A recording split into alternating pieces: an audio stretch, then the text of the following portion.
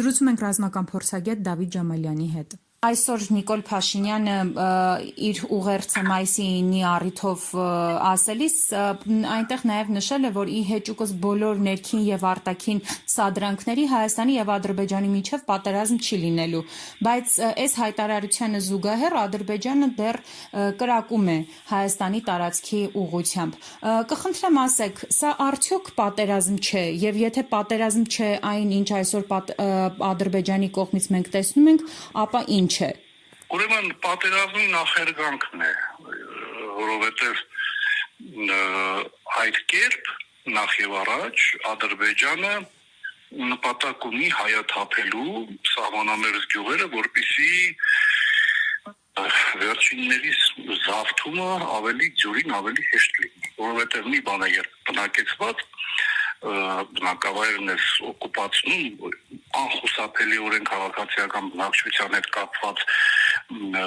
հարցեր են առաջանում եւ իհարկե խաղաղ քաղաքացիական բնակչության հանդեպ բռնություն անգամ այդ խաղաղ բնակչության թեկուզ որ ակամա առանց միտում հետապնդելու տուժելը ռազմագործողությունների արդյունքում անխուսափելիորեն առաջացնում է միջազգային արձագանք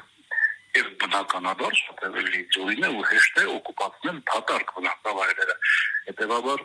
այդ կրակոցների թիվ 1 ենթատեքստը հենց գյուղերի հայաթափումն է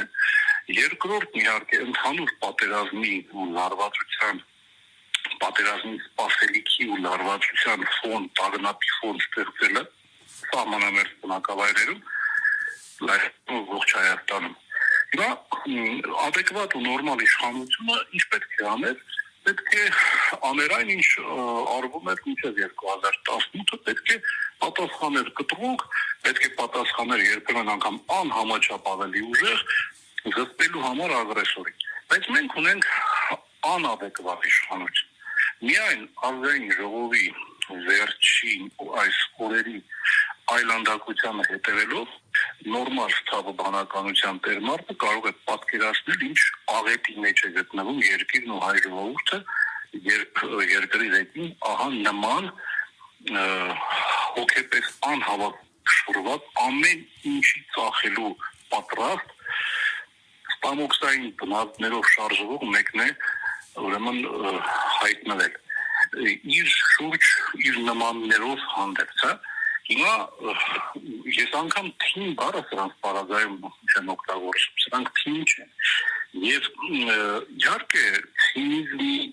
ծաղրի դասական օրինակ է այդ ուղերձը ասվածը որտեղ իհարկե բնականաբար եռատունի մասին ինչ չկա ու չի կարող լինել որտեղ ինչ որ խաղաղության մասին ցնդություններ ենք լսում խաղաղությունը այն իրավիճակն է, որը երկու հակամարտ կողմերից հանգուցյալ պետք է կյանքի կոչվի։ Եթե կողմերից մեկը խաղաղ ապրելու ցանկություն չունի, անվերապահորեն ինչ-որ ուլտիմատիվ ու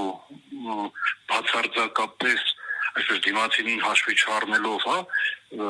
պահանջներ է առաջ քաշում, ուղղակի ժխտելով դիմացինի ինչ որ պահանջ ունենալու իրավունք ունի, ուղղակի այսպես իմպերատիվ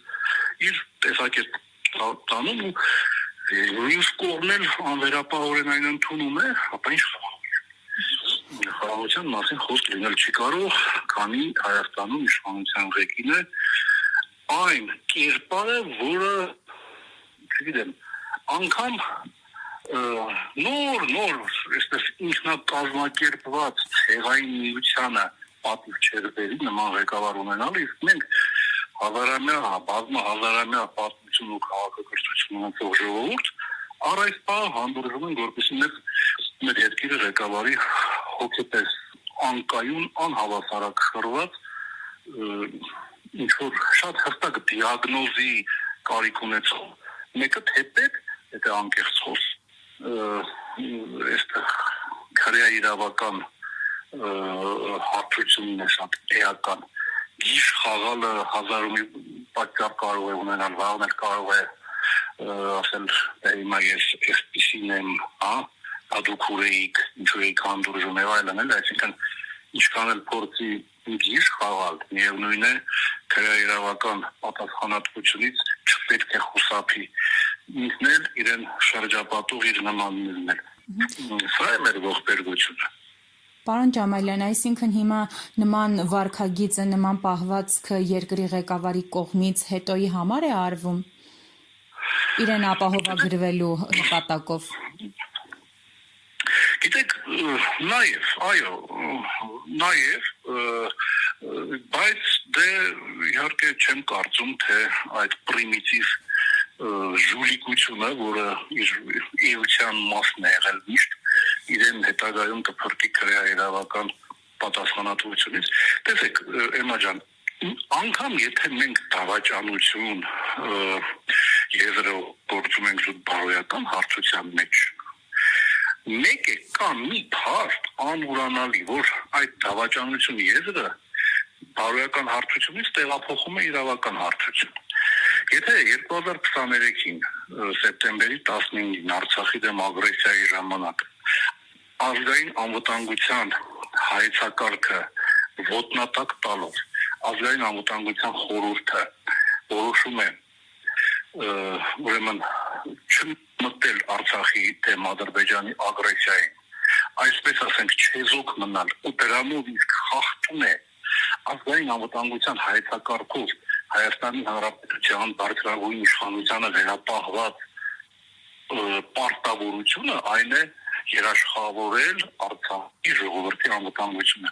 Արդեն իսկ միայն այս փաստով բոլոր նրանք, ովքեր կողմ են քվեարկել, կողմ են եղել, որ Հայաստանի Հանրապետությունը ձեռքերը լվակ հաշվի մի կողմ չկատարի ազգային անվտանգության հայեցակարգով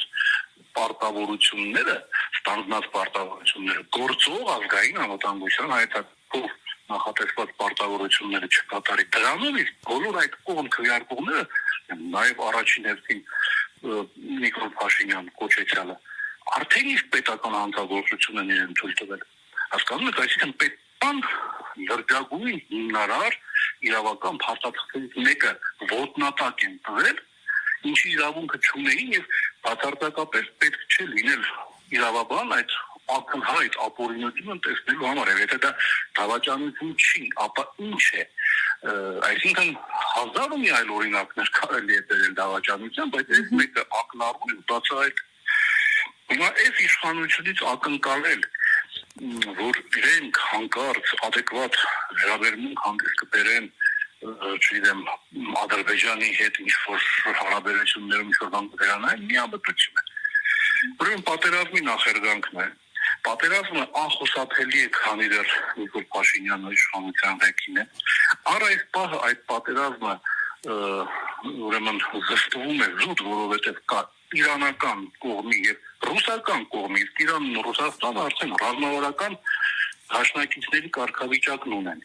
Այս երկու պետությունների խստով ազդեցության շնորհիվ միայն եւ սա է փաստը,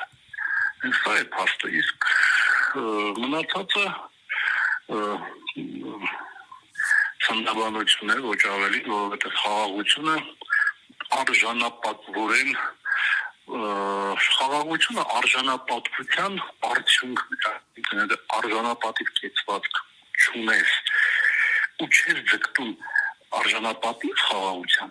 ստանալու ես պատերազմ, նվաստացած վիճակով խաղաղության հասնել հնարավոր չի, իսկ սրանք օրվա հայաստանյան իշխանությունը Թուրքի ոտքերի տակ գալարվողներն են, եւ Թուրքի ոտքերի տակ գալարվողներից ակնկալել արժանապատիվ կեցված թշնամու հետ բանակցություններում միամտություն է, այնպես որ այլ բան սպասել պետք է չի սրանցից, միակ հարցն այն է, թե երբ է ի վերջո իշխանափոխությունը այդ գործընթացը մեկնարկելու։ Հուսանք, որ հնարավորինս շուտ, որովհետև ամեն հերթական օրը այս իշխանության գոյության սպառնում է մեր երկրի գոյությանը բառի բուն իմաստով։